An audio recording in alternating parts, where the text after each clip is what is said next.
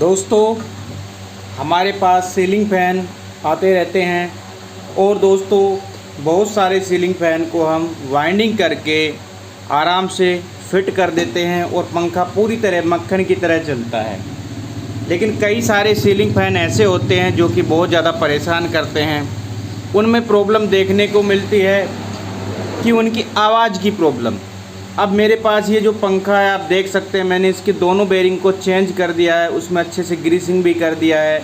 लेकिन जब इसको फिट किया उसके बाद क्या होने लगा कि दोस्तों इसका जो है आप देख रहे हैं, ये जो वाइंडिंग है, ये जो स्टेटर इसका है, ये रोटर के साथ में टच होकर के आवाज़ करने लग रहा है। मतलब टच होने की खच-खच की आवाज़ इससे आने लगी है। इस खच-खच की आवाज़ के पीछे का जो कारण होता है दोस्तों, या तो इसकी शाफ्ट कटी हो या फिर इसकी सीट लूज़ हो। लेकिन इस पंखे की जो है शाफ्ट भी बहुत अच्छी है, बिल्कुल पूरी तरह से दोनों साइड से अच्छी शाफ्ट है और सीट भी इसकी ठीक ठाक है, कोई दिक्कत इशू नहीं है। फिर भी ये टच हो रहा है। ऐसी कंडीशन में हमको क्या करना चाहिए आप लोगों को इस वीडियो में बता देते हैं। सबसे पहले तो दोस्तों ये प्रॉब्लम क्या होती है, क्यों होती है, इसके बारे में हम दोस्तों जान लेते हैं।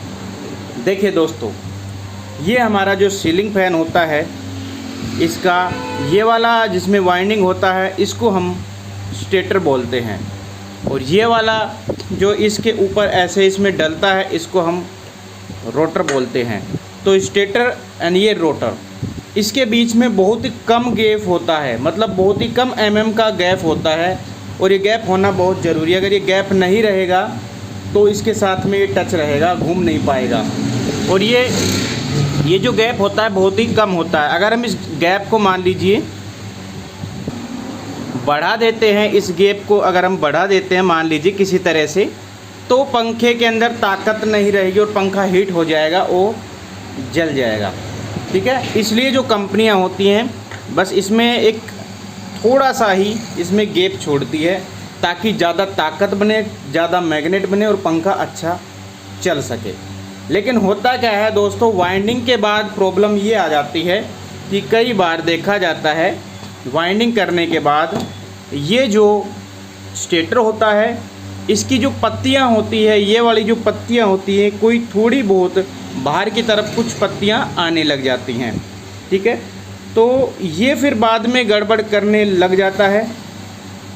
जी हाँ दोस्तों, और कई बार एक चीज़ और भी होती है, मैं आप लोगों को बताता हूँ। ये पत्तियों की प्रॉब्लम तो क्या है कि अगर कोई बाहर निकल जाती है तो इसको हम भीतर भी कर सकते हैं।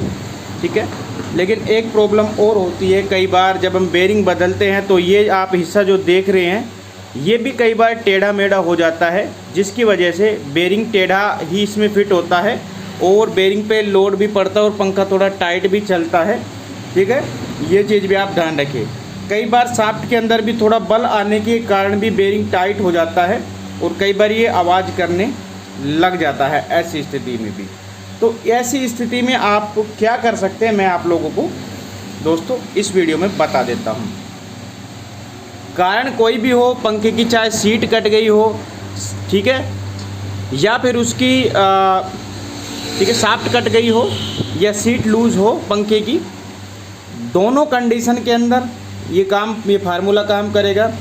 या फिर स्टेटर की पत्तियां भी अगर बाहर की तरफ आ रही हो, या इसमें थोड़ा बहुत बल आ गया हो, या इसका जो ये हिस्सा है ये टेढ़ा मेढ़ा हो गया हो, जिसके कारण प्रॉब्लम हो रही है, उसमें भी टचिंग हो रही है, आपस में रोटर और टच हो रहे हैं, तो उसमें भी काम करेगा।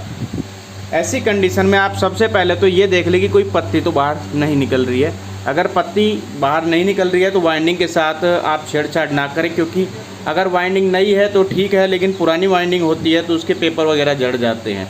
ऐसी कंडीशन में हमें स्टेटर के साथ कोई रिस्क नहीं लेना चाहिए, उसके साथ ज़्यादा छेड़छाड़ नहीं करनी चाहिए। एक चीज़ है रोटर, रोटर के साथ हम काम कर सकते हैं, मैं आप लोगों को इस वीडियो में बता देता हूं। देखिए, अगर ऐसी प्रॉब्लम होती है तो ये जो रोटर आप देख रहे हैं, इसमें आपको कुछ घिसा हुआ यहाँ पे नज़र आ रहा होगा। ठीक है, हल्की हल्की लाइनिंग है क्योंकि ये टच हुई है।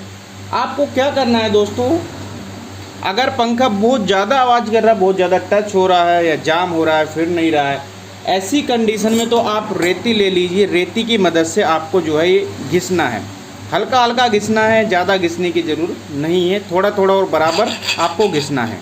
इस तरह से आपको घिसना है, ठीक है।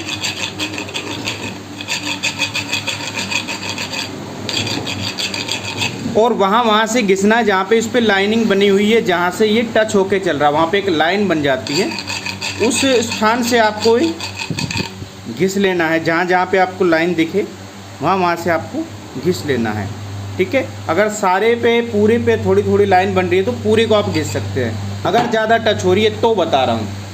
या फिर आपको क्या कर लेना है, अगर हल्का फुल्का आवाज़ आ रहा है, हल्का फुल्का टच होके चल रहा है, ऐसे में आपको रेग मार्क ले लेनी है।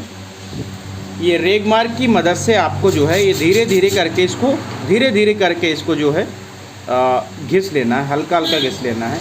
बहुत सारे भाई बोलते हैं इसको घिसने से ख़राब हो जाएगा, ऐसा कुछ नहीं है।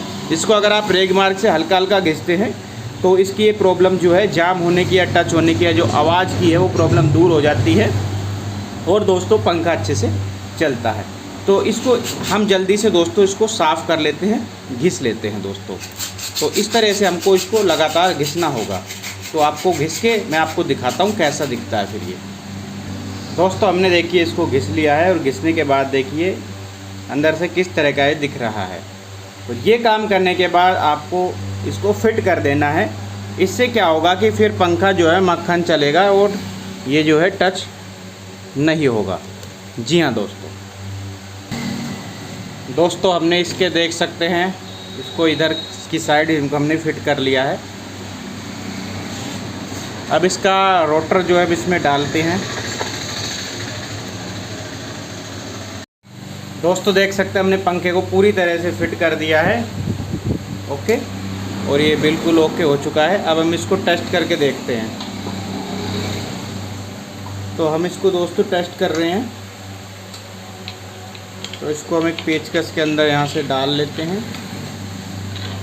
अब इसमें सबसे पहले हम सीरीज़ सप्लाई दे रहे हैं। तो हमने सीरीज़ सप्लाई में देख सकते हैं बिल्कुल मक्खन चल रहा है, कोई आवाज़ नहीं है, कुछ नहीं है।